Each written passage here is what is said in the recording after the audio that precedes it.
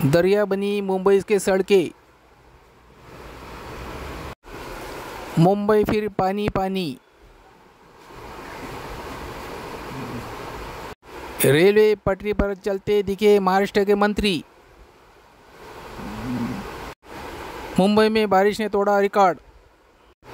वर्षाताई गायकवाड़ ने सरकार और बीएमसी को ठहराया जिम्मेदार। मी आता भायखळा स्टेशनच्या जवळ आहे आणि इथे मोठ्या प्रमाणामध्ये आपण बघताय की ट्रॅफिक दिसतंय। जोरदार पाऊस आहे आणि पहिल्याच पावसामध्ये मुंबईकरांना मोठ्या प्रमाणामध्ये जे आहे ते ट्रॅफिक असेल किंवा रहदारीच्या बाबतीमध्ये जे वाहतूक समस्या निर्माण झाल्या, याला सगळ्यात महत्त्वाचं कारण म्हणजे ज्या तऱ्हेने नालेसफाई व्हायला पाहिजे होती ती त्या तऱ्हेने नालेसफाई झालेली नाहीये।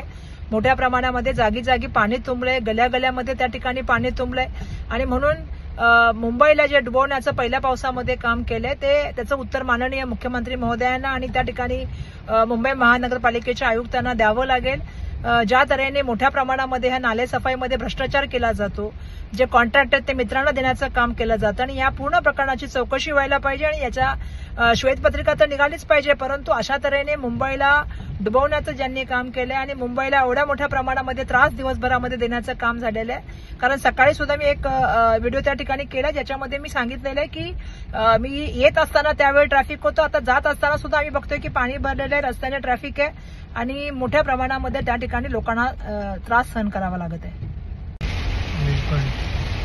आज मुंबईमध्ये मी हिंदमातामध्ये आहे आणि खूप मोठ्या प्रमाणामध्ये आपण बघतो आहोत की पाऊस पडतोय। या ठिकाणी आम्ही माहिती घेतोय की कुठे कुठे पाणी साठलंय आणि मोठ्या प्रमाणामध्ये पाऊस पडतोय, तर माझं मुंबईकरांना आव्हान आहे की आपण घराच्या बाहेर पडू नये। दुसरं माझं महानगरपालिकेला आणि राज्याच्या मुख्यमंत्री महोदयांना सांगणं आहे की त्यांनी ज्या तऱ्हेने नालेसफाईबद्दल वक्तव्य केलं होतं ते आपण बघत आहोत की पूर्णपणे जे आहे ते खोटं ठरलेलं आहे। आज मुंबईमध्ये ठिकठिकाणी पाणी साठलेलं आहे, मोठ्या प्रमाणामध्ये वाहतुकीचा खोळंबा चालू आहे आणि त्यामुळे याच्यावरती त्वरित कारवाई करावी अशी माझं या ठिकाणी सांगणं आहे।